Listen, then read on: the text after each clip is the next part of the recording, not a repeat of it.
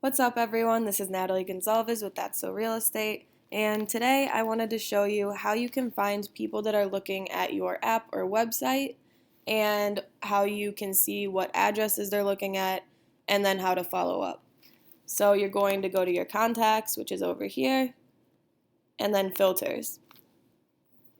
So I'm going to select leads only, and then last visited, I'm going to say within the last 5 days. And you might want to go back further if this is your first time doing this.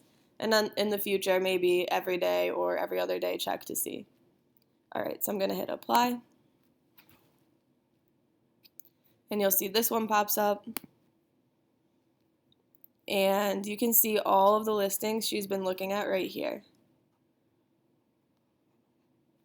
So what happened with this one is we actually did reach out to her. And we did include the address name on there. And she responded very quickly and wanted to set up a showing. So if you can, I would follow up with these manually.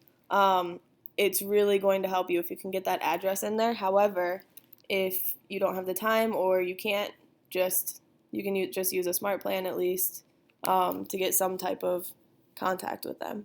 However, everything after the first touch, I would really try to make it more personal and follow up manually with these. All right, so if you wanted to find a smart plan for this, you can look it up by my name. I apologize, I am still getting over COVID symptoms, so I sound a little bit sick. All right.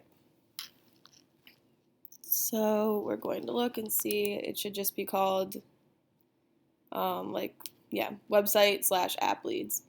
And then you can click Add Smart Plan, download.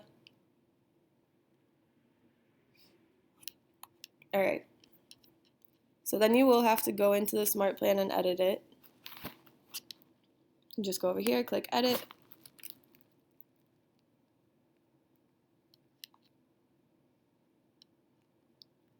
Okay.